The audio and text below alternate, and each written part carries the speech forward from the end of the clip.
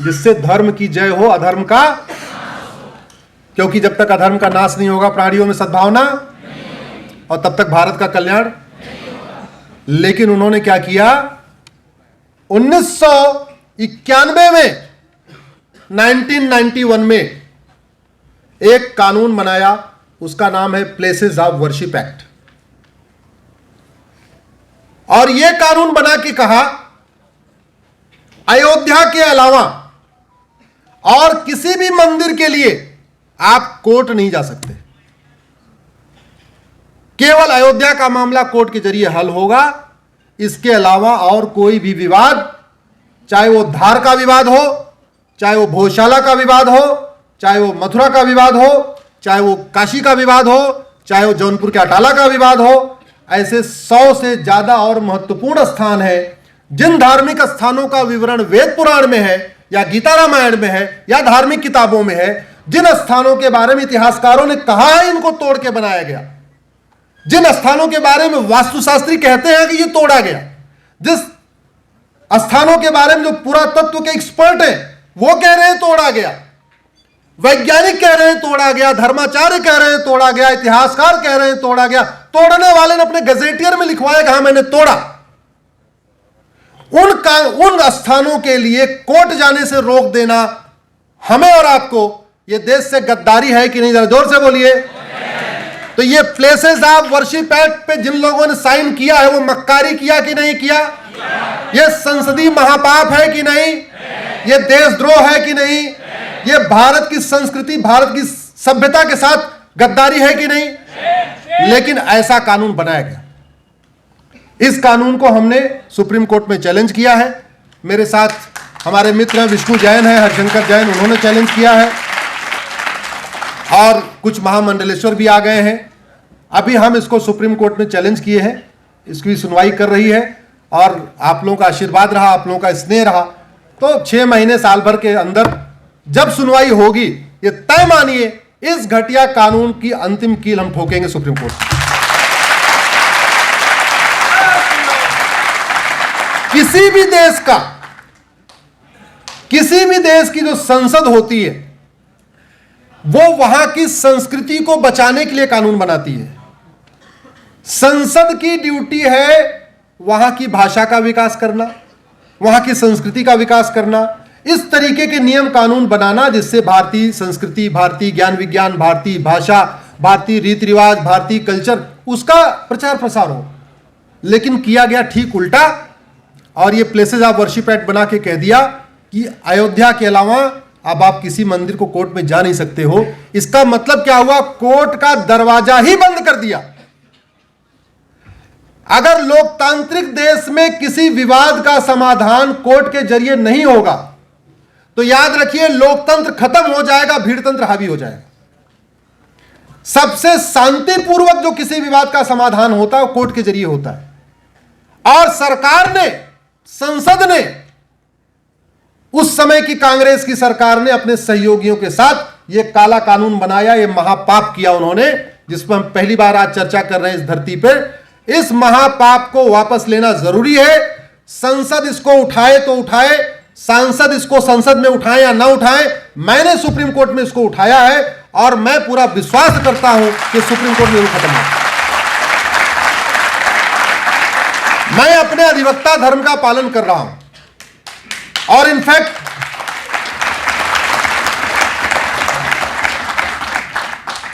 Actual में मैं accidental engineer था।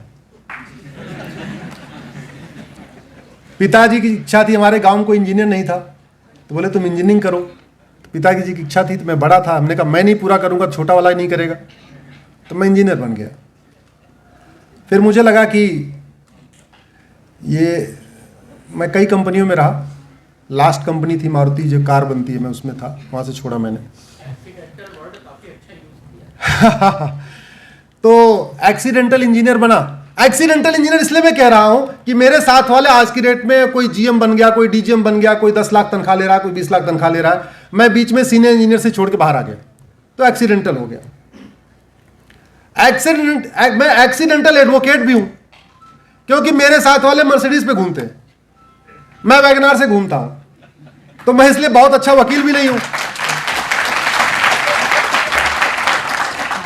मैं एक्सीडेंटल पॉलिटिशियन भी हूं, क्योंकि मेरे साथ वाले, अगर आप मेरी विकिपीडिया पे जाओगे तो आपको पता चल जाएगा, मैं बीजेपी में तो बाद में आया था। इनफैक्ट मैं आम आदमी पार्टी का फाउंडर था।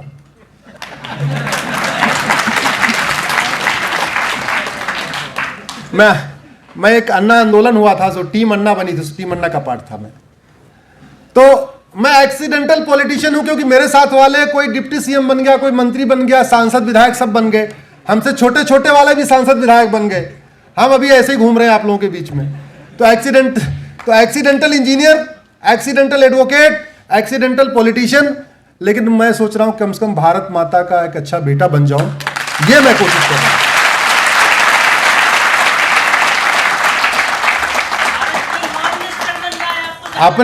अपने धर्म की रक्षा कर लूं, अपनी संस्कृति की रक्षा कर लूं, उस प्रयास में लगा हुआ हूं। और इसीलिए Monday to Friday Supreme Court, Saturday Sunday आप लोगों के बीच में। पिछले साल में दिवाली के बाद जो सैटरडे संडे था, उस समय अपने परिवार के साथ था। नहीं तो मुझे तो याद भी नहीं हम अपने परिवार के साथ कहाँ रहते हैं, कैसे रहते हैं। हम तो बस बाहर ही बाहर घूमते रहते हैं। दूसरा कानून 1992 में, पहला कानून उन्होंने बनाया पूजा स्थल कानून। दूसरा कानून, दूसरा महापाप 1992 में, ये वाला महापाप करके उन्होंने एक तीर से दो निशाना साधा। पहला, एक तो जिसको फायदा पहुंचाना था उसको अल्पसंख्यक घोषित किया। दूसरा, हिंदुओं को आपस में बांट दिया। भारत के जितने कानून हिंदुओं पे लागू होते हैं, चाहे हिंदू मैरिज एक्ट है या बाकी कानून है, वो केवल हिंदू पे लागू नहीं होते, वो जैन, बौद्ध और सिख पे भी लागू होते हैं। तो कानून की दृष्टि में जैन, बौद्ध, सिख भी हिंदू हैं। हिंदू इंक्लूड्स हिंदू, जैन, बौद्ध, सिख। लेकिन 1992 में पहली बार ये काला कानून आया। इसने क्या किया, मुस्लिम्स को, क्रिश्चियंस को माइनॉरिटी बनाया तो बनाया, जैन को भी माइनॉरिटी बना दिया, बौद्ध को भी माइनॉरिटी बना दिया, सिख को भी माइनॉरिटी बना दिया, यानी भाई को भाई से लड़ा दिया। जिस सिख पंथ की स्थापना ही हिंद सनातन धर्म की रक्षा के लिए हुआ था, उसमें सिख को माइनॉरिटी घोषित कर दिया और थोड़े से लाभ दे दिए। स्कूल खोलोगे तो ये बेनिफिट मिल जाएगा, फला करोगे तो ये बेनिफिट मिल जाएगा, माइनॉरिटी को ये वाली स्कीम। तो धीरे धीरे लाभ के चक्कर में हमारे सिख भी हिंदू धर्म से थोड़े दूर होते चले गए, कुछ जिनको बेनिफिट था। बौद्ध भी अपने आप को स्कूल खोलने के नाम पे, ये करने के नाम पे, वो करने, वो भी दूर होते चले गए। तो एक तीर से इन्होंने दो निशाना साधा 1992 में। अच्छा, संजोग की बात आप देखिए, इस संविधान में माइनॉरिटी डिफाइंड नहीं है, कहीं नहीं लिखा हुआ है माइनॉरिटी कौन है। 1% वाला माइनॉरिटी, 2% वाला माइनॉरिटी, 5% वाला माइनॉरिटी, डिस्ट्रिक्ट वाइज माइनॉरिटी की, स्टेट वाइज माइनॉरिटी की, नेशनल लेवल माइनॉरिटी, कोई कुछ नहीं डिफाइन है। जो ये कानून बना इसमें भी कहीं कुछ डिफाइन नहीं है कौन माइनॉरिटी है। लेकिन माइनॉरिटी कमीशन चल रहा है, माइनॉरिटी अफेयर मिनिस्ट्री चल रही है, माइनॉरिटीज के नाम पे ये योजना, वो योजना, वो योजना, 51 योजनाएं तो केंद्र सरकार की हैं, 25 योजनाएं राज्य सरकारों की हैं, हजारों करोड़ का बजट सेंटर से भी जा रहा है, हजारों करोड़ का बजट राज्यों से जा रहा है। वो पैसा किसका है, बोलिए जरा, जोर से बोलिए। तो ये घटिया कानून बनाने से पहले, ये स्कीम बनाने से पहले आप लोगों से पूछा गया, आपके पैसे से बंदरबाट की जा रही है, क्यों? क्योंकि जानते हैं आप बोलते नहीं हो, क्योंकि आप बोलोगे नहीं, आप सांसदों के घर पे जाके खड़े नहीं होगे कि मेरे पैसे से तुम ऐसी ऐसी घटिया घटिया स्कीमें लॉन्च कर रहे हो। हमसे पूछा, पब्लिक सर्वेंट का मतलब क्या होता है? मैं फिर से कह रहा हूं, एमएलए क्या है? Public servant. और पब्लिक कौन है? और सर्वेंट कौन है? MLA public servant. सेवक कह दो, अच्छा रहेगा। लोक सेवक कह दो, जन सेवक कह लो, नौकर थोड़ा सा। तो हाँ, तो आप जरा सोचिए, एक ऐसा कानून बनाया जहां एक तरफ मुस्लिम्स को पर्टिकुलरली उनको बेनिफिट देना था, दूसरी तरफ हिंदुओं को बांटना था, और वो बांट के उन्होंने अपना खेल चालू किया। 2000 उसके पहले तक भारत में ऐसा माइनॉरिटी मेजॉरिटी कोई कॉन्सेप्ट था नहीं।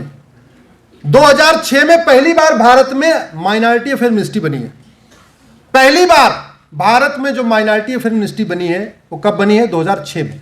उसके पहले तक सोशल जस्टिस मिनिस्ट्री होती थी, सामाजिक न्याय मंत्रालय होता था, वही सबका कल्याण करता था। लेकिन 2006 में अलग से अल्पसंख्यक कल्याण मंत्रालय आ गया। 2004 में माइनॉरिटी एजुकेशन कमीशन भी बन गया। तो माइनॉरिटी कमीशन बन गया, माइनॉरिटी एजुकेशन कमीशन बन गया, माइनॉरिटी अफेयर मिनिस्ट्री बन गई, माइनॉरिटी के नाम पर स्कीम चालू हो गई। माइनॉरिटी कौन है ये नहीं पता। फिर मैंने सुप्रीम कोर्ट में चैलेंज किया। अच्छा, सबसे संजोग की बात आप देखो, इस महापाप में 2-3 बातें और हैं। 2002 में सुप्रीम कोर्ट का एक जजमेंट आया 11 जजों की बेंच का, टीएमए केस कहते हैं उसमें सुप्रीम कोर्ट ने कहा कि केंद्रीय स्तर पे, राष्ट्रीय स्तर पे कोई अल्पसंख्यक हो ही नहीं सकता। No minority at national level. अगर आपको माइनॉरिटी छांटना भी है तो आप राज्यों पे जाकर छांटो, राज्य स्तर पे देखो किस राज्य में कौन माइनॉरिटी है। लेकिन वो काम भी नहीं किया। तो 2002 का जो सुप्रीम कोर्ट का जजमेंट है एक तरीके से वो भी एकदम निष्क्रिय है, उसका कोई इफेक्ट नहीं है। 2002 में सुप्रीम कोर्ट ने कहा कि आप माइनॉरिटी को, अगर पहली बात, फिर 2005 में दूसरा जजमेंट आया सुप्रीम कोर्ट का, 3 जजों की जस्टिस धर्माधिकारी का। उसमें उन्होंने कहा जितने जल्दी होगा माइनॉरिटी मेजॉरिटी खत्म करो। इस देश का बंटवारा धार्मिक आधार हो चुका है। ये जस्टिस धर्माधिकारी के जजमेंट में सुप्रीम कोर्ट ने लिखा हुआ है। इस देश का बंटवारा मजहब के आधार पर हो गया है, इसलिए मजहब के आधार पर कोई कमीशन मत बनाओ, मजहब के आधार पर कोई योजना मत लागू करो, मजहब के आधार पर कोई एजुकेशन सिस्टम या कोई नहीं, जो करना है गरीबी के आधार पे करो। 2005 में सुप्रीम कोर्ट ने कहा और 2006 में कांग्रेस की सरकार ने माइनॉरिटी अफेयर मिनिस्ट्री बना दिया। अगले ही साल फिर पेट नहीं भरा, 2014 में आते आते जैन को भी माइनॉरिटी बना दिया। जाते जाते मार्च में जाना था, जनवरी में बना के चले गए। इस महापाप को हमने सुप्रीम कोर्ट में चैलेंज किया है। सुप्रीम कोर्ट ने नोटिस जारी किया हुआ है, कई बार सुनवाई भी हो चुकी है। शायद इस साल 2023 में मुझे लगता है, क्योंकि देखिए एक घटिया कानून बनाने में तो 1 दिन का टाइम लगता है, उस घटिया कानून को संसद से खत्म करने में भी 1 ही दिन लगता है, लेकिन उस घटिया कानून को सुप्रीम कोर्ट में चैलेंज करके खत्म करने में 4-5 साल लगता है, क्योंकि हमें वहां न्याय कम मिलता है, तारीख ज्यादा मिलती है। वहां इतने मुकदमे हैं भाई, 5 करोड़ मुकदमे हो गए आपके district court, high court, supreme court के, टोटल लगभग 4.77 करोड़ के आसपास। लगभग 5 करोड़ मुकदमे तहसीलदार के यहां, एडीएम के यहां, एसडीएम के यहां, कलेक्टर के यहां, जो रेवेन्यू वाला चलता है। तो भारत में टोटल 10 करोड़ मुकदमे चल रहे हैं। और हम कहते हैं भारत में रूल ऑफ लॉ है, भारत में न्याय मिलना चाहिए। अनफॉर्चुनेटली आप सोचिए 10 करोड़ लोग टेंशन में हैं मुकदमों के कारण। और जिस घर में मुकदमा चलता है वो केवल एक व्यक्ति टेंशन में नहीं होता जो तारीख पे तारीख जाता है, पूरा परिवार टेंशन में होता है। अगर आप ऑन एवरेज मानिए कि 6 आदमी का परिवार है, माता पिता, पति पत्नी, 2 बच्चे, तो यानी 5 करोड़ मुकदमे district court, high court, supreme court, 5 crore मुकदमे तहसीलदार, एडीएम, एसडीएम, चकबंदी अधिकारी, सीओ, एसओसी, डीडीसी वाला, 10 करोड़ मुकदमे, 10 करोड़, और ऑन एवरेज अगर 5 आदमी परिवार रखो तो 50, यानी 50 करोड़ लोग भारत में मुकदमों के कारण टेंशन में है। उनको न्याय की आस जोर है, कब मुकदमा खत्म हो, कब हमको न्याय मिले। अनफॉर्चुनेटली जुडिशियल रिफॉर्म पे चर्चा नहीं हुई, कैसे न्यायिक व्यवस्था अच्छी हो उस पर चर्चा नहीं हुई। 1992 में दूसरा वाला महापाप कर दिया। 1995 में वक्फ एक्ट के बारे में चर्चा हो गई। आपने देखा है कि किस तरीके से एक केवल और केवल, और 1995 के महापाप का नतीजा यह है, आज की डेट में आर्मी और रेलवे के बाद जो दूसरे नंबर की प्रॉपर्टी का मालिक है वक्फ बोर्ड है। तीसरे नंबर की, भारत में तीसरे नंबर की जो प्रॉपर्टी है, सबसे ज्यादा प्रॉपर्टी, वो मंदिरों के पास नहीं है, वो किसके पास है? तो एक तरीके से दोबारा यहां फिर से इस कानून के जरिए वापस मुगल एरा लाने की कोशिश की गई है। फिर से इससे भी पेट नहीं भरा। अगला 2010 में इन्होंने एक कानून बनाया, FCRA, विदेशी चंदा नियंत्रण कानून। नाम बड़ा प्यारा है, नाम से ऐसे लगता है कि विदेशी चंदा को नियंत्रण करने के लिए बनाया गया है।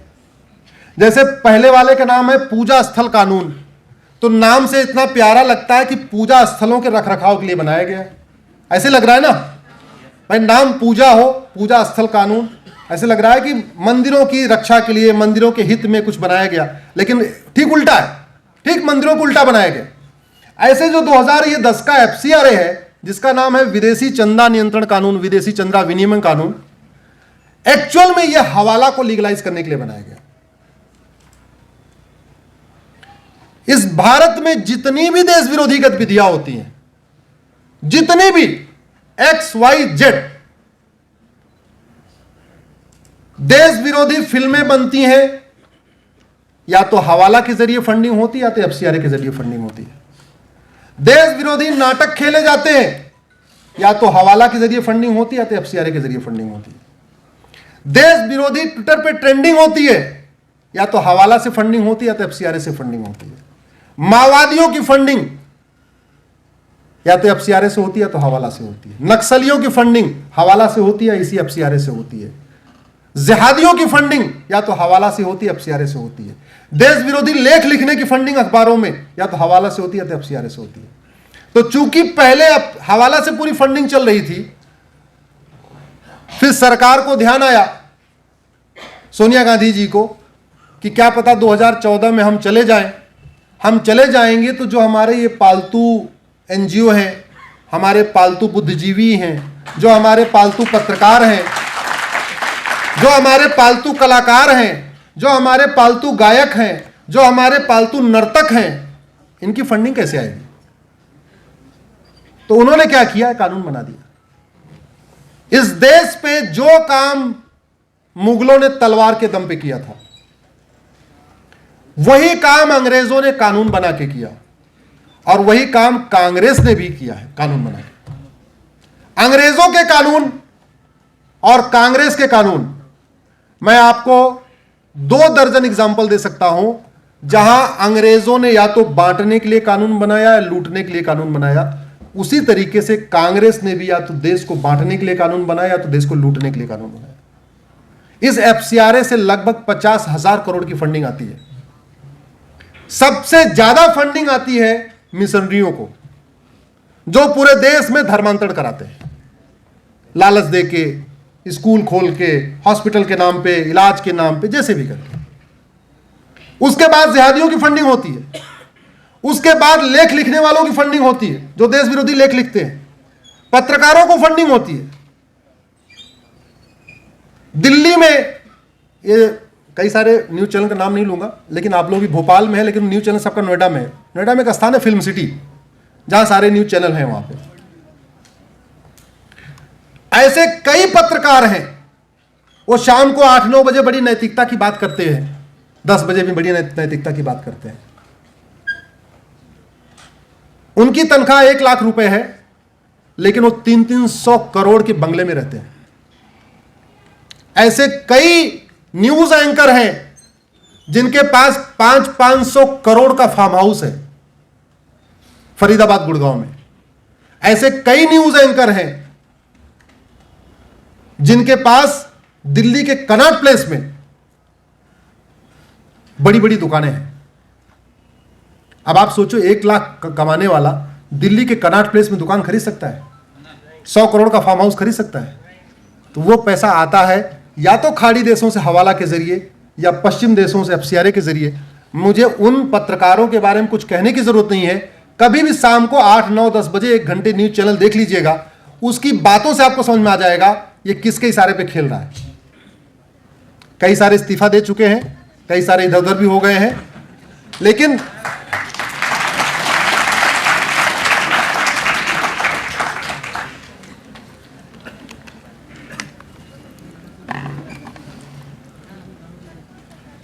इस FCRA के खिलाफ आवाज आप लोग उठाइए,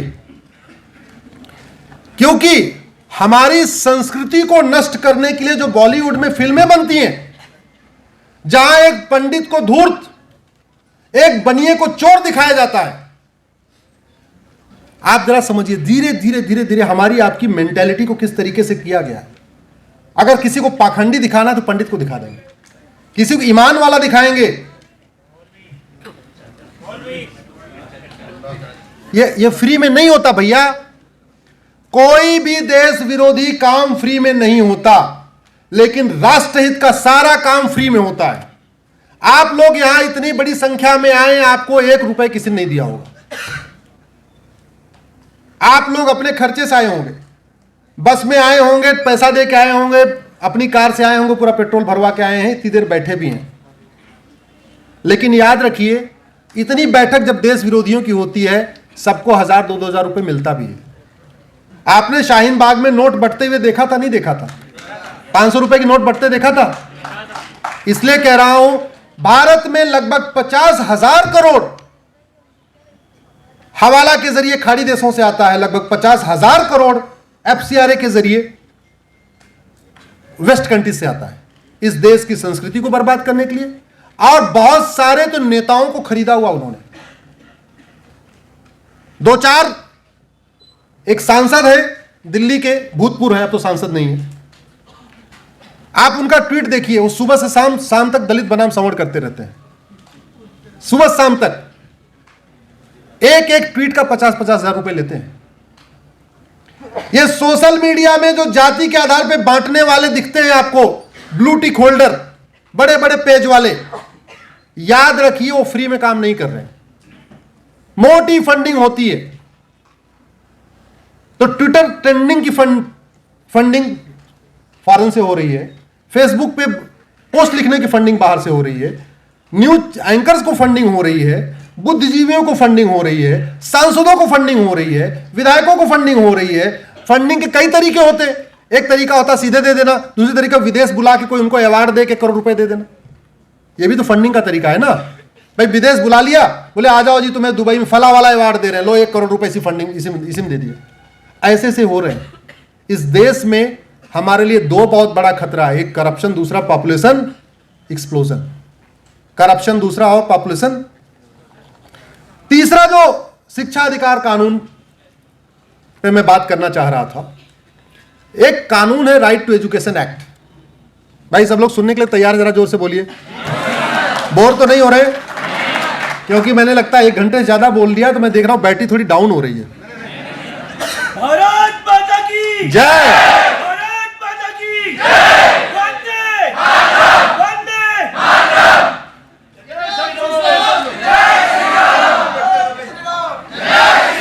ऊपर वाले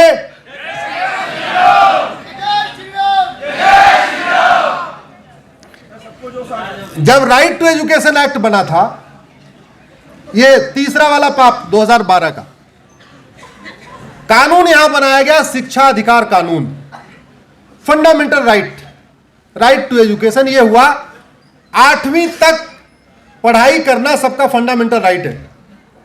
बेटा सुनो, सामने सुनो। जब ये राइट टू एजुकेशन बना तो सब इसके अंडर में थे, मदरसे भी इसके अंडर में थे, गुरुकुल भी इसके अंडर में थे, मिशनरी स्कूल भी इसके अंडर में थे, सब इसके अंडर में थे।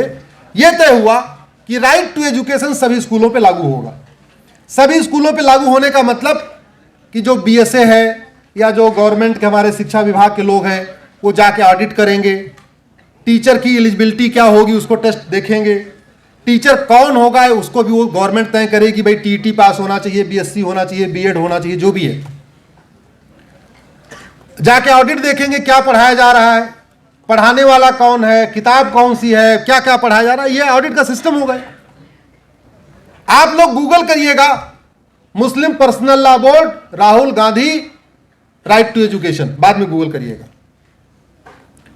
2012 में राहुल गांधी की दारुल उलूम देवबंद और पर्सनल लॉ बोर्ड के साथ बैठक होती है, और अगले सेशन में एक बिल लाया जाता है। वो कहते हैं हम मदरसे को शिक्षा अधिकार कानून के दायरे में नहीं रखना चाहते।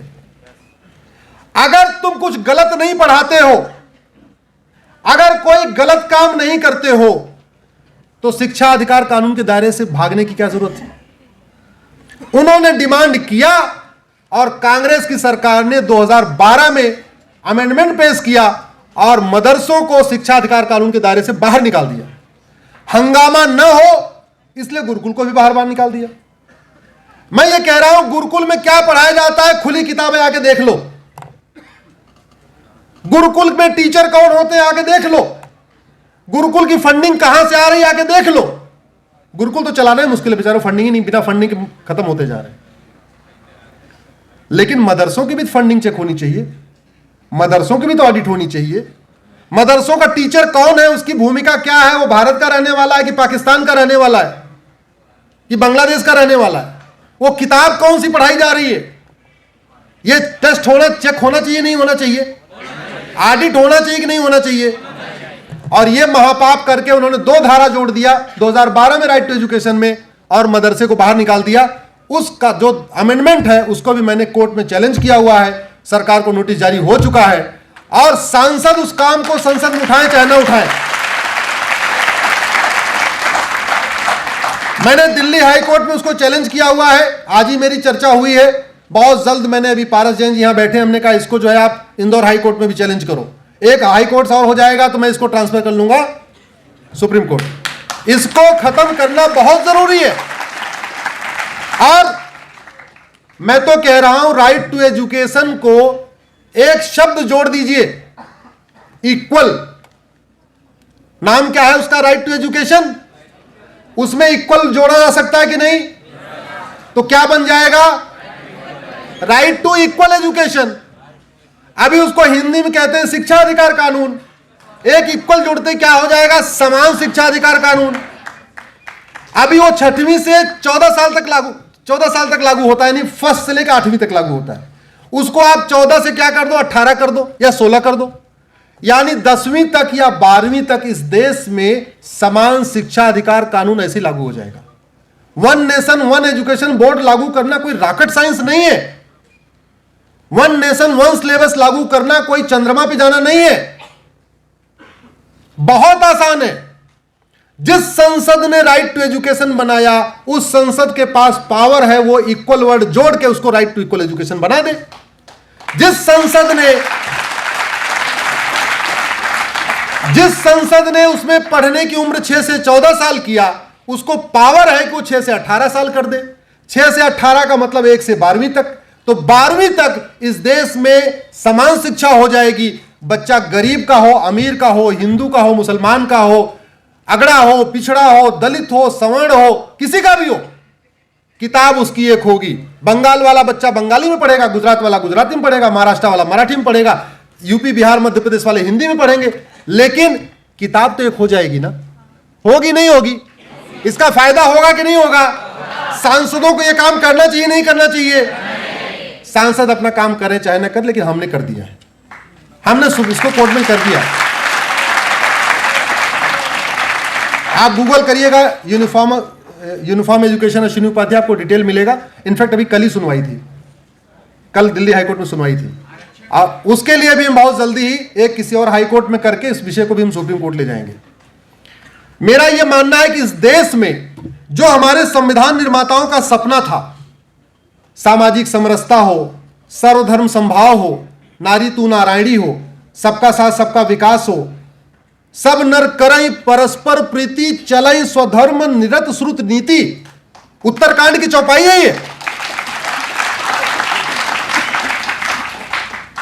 वो तभी फलीभूत होगा इस देश में, वास्तव में भारत में राम राज्य तभी आएगा जब समान शिक्षा लागू हो, समान नागरिक संहिता लागू हो, ये 5 करोड़ घुसपैठिए जो यहां बैठे हैं इनको निकाला जाए, धर्मांतरण के खिलाफ कठोर कानून बने, जनसंख्या नियंत्रण हो, तभी तो राम राज्य आएगा। तो ये राम राज्य आए, इसके लिए जगाने की जिम्मेदारी आप लोगों की है। सांसदों को जगाने की जिम्मेदारी, सुप्रीम कोर्ट को जगाने की जिम्मेदारी आप लोगों की है। जगाने का 2 तरीका है, या तो सड़क पे उतरिए या तो सोशल मीडिया का उपयोग करिए। जो सड़क पे उतर सकते हैं वो सड़क पे उतरे, जो सड़क पे नहीं उतर सकते सोशल मीडिया का उपयोग करिए। सोशल मीडिया को राष्ट्रहित के लिए उपयोग करिए, राष्ट्र के चिंतन करिए, भारत में जो समस्या है उनका चिंतन करिए, उसका उपयोग करिए। देखिए कैसे फटाफट परिवर्तन होगा, और अगर यह परिवर्तन अब नहीं हुआ तो कब होगा? आज के प्रधानमंत्री से ज्यादा ईमानदार प्रधानमंत्री आपको देखने को मिला क्या? दुनिया का एक प्रधानमंत्री बताइए दुनिया का मुझे एक प्राइम मिनिस्टर बताइए जो भारत के प्राइम मिनिस्टर के बराबर मेहनती हो। भारत के हमारे प्रधानमंत्री के इतना ईमानदार दुनिया का कोई एक पीएम बताइए। इतना मेहनती, इतना राष्ट्रवादी, इतना ईमानदारी से काम करना, इतनी पैशनेट है कोई क्या? लेकिन जो भारत की समस्याएं फिर वो कम क्यों नहीं हो रही है? कम क्यों नहीं हो रही है? मैंने कहा था मिस्त्री बहुत अच्छा हो, जब तक सीमेंट बालू अच्छा नहीं होगा घर अच्छा। नाई कितना ही अच्छा हो, जब तक उसका चाकू और छुरा ठीक नहीं होगा तब तक बाल ठीक से। डॉक्टर कितना ही अच्छा हो, जब तक उसकी दवा नहीं अच्छी होगी, ऑपरेशन थिएटर का सामान अच्छा नहीं होगा, ऑपरेशन ठीक से। ऐसे ही शासक कितना ही अच्छा हो, प्रधानमंत्री कितने ही अच्छे हो, जब तक कानून अच्छे नहीं होंगे, न्यायिक व्यवस्था अच्छी नहीं होगी, तब तक समस्याओं का समाधान। बार बार जैन साहब एक जुडिशरी की बात कर रहे थे, तो 10 मिनट और 5 मिनट और ले सकते हैं ना? अभी दिसंबर का महीना है। हाँ, अभी दिसंबर का महीना है। दिसंबर में 2 हफ्ते के लिए सुप्रीम कोर्ट बंद हो रही है। भाई अंग्रेज जाते थे यहां से वापस, उनको तो 2 हफ्ते चाहिए था, क्योंकि उस समय जहाज भी ठीक से नहीं था। पानी वाले जहाज से जाते थे, उनको पहुंचने में टाइम लगता था, आने में टाइम लगता था, और उनको क्रिसमस मनाना था, उसलिए 2-3 हफ्ते छुट्टियों बात समझ में आती है। गर्मियों में उनको गर्मी यहां की बर्दाश्त नहीं होती थी, इसलिए मई में चले जाते थे, जून तक वहीं रहते थे, जुलाई में लौट के आते थे। ये बात तो समझ में आती है। और आने में 1 हफ्ता, जाने में 1 हफ्ता। आज की डेट में सुप्रीम कोर्ट केवल 190 दिन काम करता है, 190 डेज, और वो भी 10:30 बजे शुरू होती है, 4 बजे बंद। बीच में 1 घंटे का लंच भी है, 1 से 2। 10:30 बजे शुरू हुआ, 1 बजे लंच हो गया, 1-2 बजे तक लंच खत्म हुआ, 2 फिर सुनवाई शुरू हुई, 4 बजे फिर बंद। मैं इस पे आप लोगों की राय लेता हूं, ये छुट्टी ज्यादा है कि नहीं, जरा बताइए। ज्यादा है कि नहीं? अरे मैं कह रहा हूं 250 दिन नहीं, कम से कम 225 दिन तो चलाओ। कम से कम 225 दिन, मैं तो कह रहा हूं 250 दिन चला जा सकता भैया। 1 हफ्ते का विंटर वेकेशन रख लो, 1 हफ्ते का समर वेकेशन रख लो। ये 2 हफ्ते 3 हफ्ते का विंटर वेकेशन, 6 हफ्ते 7 हफ्ते का समर वेकेशन। ये तो अंग्रेज किया करते थे, जब उनको पानी के जहाज से आते जाते थे, उनको गर्मी यहां बर्दाश्त नहीं होती थी, उसके बाद उनको क्रिसमस वहां मनाना हो, तो वो समझ में आती है। लेकिन आज की डेट में तो इस पे दूसरा, अभी बच्चे, भारत के कई सारे एरिया में बड़ी गर्मी पड़ती है, लेकिन वही काला कोट, वही काला गाउन, क्यों? थोड़ा रंग बदल नहीं सकता क्या? अरे कोट जरूरी है, होना चाहिए, टाई होना चाहिए, ठीक है, प्रॉपर एक ड्रेस होना चाहिए, लेकिन वो काला कोट, काला गाउन इतना लंबा वाला, हम लोग तो सुप्रीम कोर्ट में प्रैक्टिस करते हैं, वहां तो एसी लगा हुआ है। मैं तो बेचारे डिस्ट्रिक्ट कोर्ट के वकीलों को देखता हूं, वहां एसी होता नहीं, वो पंखा यूं यूं चलता रहता है, हालत खराब हो जाती है उनकी। और जब तक वकील कंफर्ट नहीं होगा, आराम से नहीं होगा, तो बहस कहां से करेगा? वो पसीना पोंछता रहेगा, उसका आधा दिमाग तो पसीने पे लगा रहेगा, और जब वो पसीने पे लगा रहेगा तो ठीक से वो न्याय कैसे दिलवा पाएगा? इस देश में वास्तव में आज की डेट में एक कड़वी बात मैं कहने जा रहा हूं, न्याय हो नहीं रहा है, बल्कि न्याय बिक रहा है। न्याय हो नहीं रहा है, बल्कि न्याय बिक रहा है। पेशकार पैसा लेता है तारीख लगाने के लिए, और कल तो हाईकोर्ट, इलाहाबाद हाईकोर्ट के जज साहब का जो वो था पीछे वाला, क्या कहते हैं उसको, अर्दली, वो तो बाकायदा पेटीएम का उसने स्टिकर लगा रखा था, वो पेटीएम के स्टिकर से ले रहा था। इस देश में भ्रष्टाचार खत्म हो जाए तो अपराध खत्म हो जाएगा, भ्रष्टाचार खत्म हो जाए, जातिवाद खत्म हो जाएगा। अगर हवाला की फंडिंग रुक जाए, माओवाद खत्म हो जाएगा। काला धन, हवाला की विदेशी फंडिंग रुक जाए, नक्सलवाद खत्म हो जाएगा। भ्रष्टाचार खत्म, भ्रष्टाचार का मतलब काला धन हवाला उसी में आ गया। भ्रष्टाचार खत्म हो जाए, खालिस्तान का अलगाववाद दम तोड़ देगा। भ्रष्टाचार खत्म हो जाए, धर्मांतरण रुक जाएगा, भ्रष्टाचार खत्म हो जाए, ये जिहाद रुक जाएगा, ये भ्रष्टाचार खत्म हो जाए, जो जमीनों पर कब्जा हो रहा है ये बंद हो जाएगा। आखिर अल्टीमेटली ये जो महापाप किए गए संसद में, ध्यान से मैं कंक्लूड कर रहा हूं, समझिए इसको, ये जो संसद में महापाप किए गए किस लिए किए गए? अल्टीमेट गोल क्या था? सत्ता। अल्टीमेट गोल क्या था? सत्ता। सत्ता क्यों चाहिए? पैसा के लिए। सत्ता किस लिए चाहिए? और फिर पैसे से फिर क्या करेंगे? सत्ता। और फिर सत्ता से फिर क्या करेंगे? तो पैसा सत्ता, पैसा सत्ता, पैसा सत्ता, पूरा खेल चल रहा है। हमारी संस्कृति को बहुत बड़ा खतरा है, इसलिए मैंने पीआईएल फाइल किया है।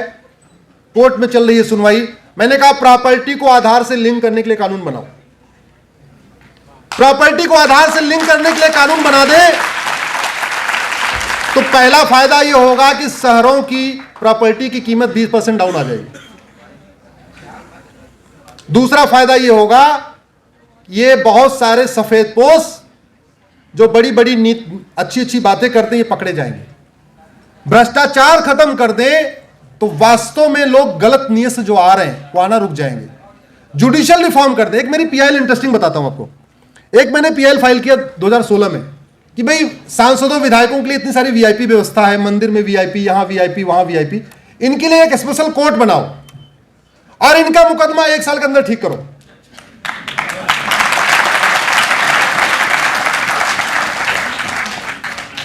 और उस मेरी पीआईएल के बाद पूरे देश में एमएलए एमपी कोर्ट बन गई है, भोपाल में भी बनी हुई है। और उस एमएलए एमपी कोर्ट का फायदा हुआ, पिछले 2 साल में 150 सांसद विधायक,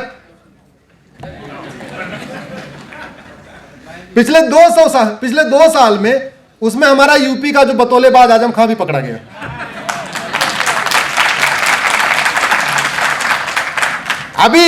अब एमएलए एमपी कोर्ट बन गई। अब मैंने एक पीएल और फाइल किया कि अभी ये जो सजा याफ्ता है इनके चुनाव लड़ने पर केवल 6 साल का बैन है। मैंने कहा इनका लाइफ बैन करो। 6 साल बैन क्यों? इनको लाइफ बैन। जो सजा याफ्ता है, भाई जब सजा याफ्ता आदमी हवलदार नहीं बन सकता, थानेदार नहीं बन सकता, कुछ भी नहीं बन सकता, वो सांसद विधायक कैसे बन सकता है? तो इनका लाइफ बैन करो। भगवान ने चाहा तो उसका भी फैसला इसी साल हो जाएगा। जब वो एडमिट हो गई, मैंने एक पीएल और किया। हमने कहा सजा याफ्ता लोग पार्टी अध्यक्ष बन के बैठे हुए, वो चुनाव तो नहीं लड़ सकते, लालू, चौटाला, शशिकला, लेकिन पार्टी अध्यक्ष बन के वो टिकट बांट रहे हैं। तो सजा याफ्ता के पार्टी बनाने और पार्टी पदाधिकारी बनने पे भी बैन करो, लाइफ बैन करो। तो वो भी एडमिट हो गई है।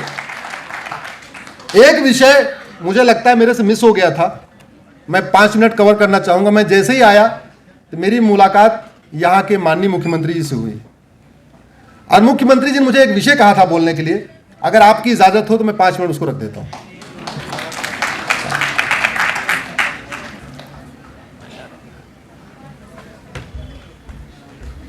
वो विषय रह जाएगा और मैं शाम कभी 4 बजे फ्लाइट से वापस चला जाऊंगा।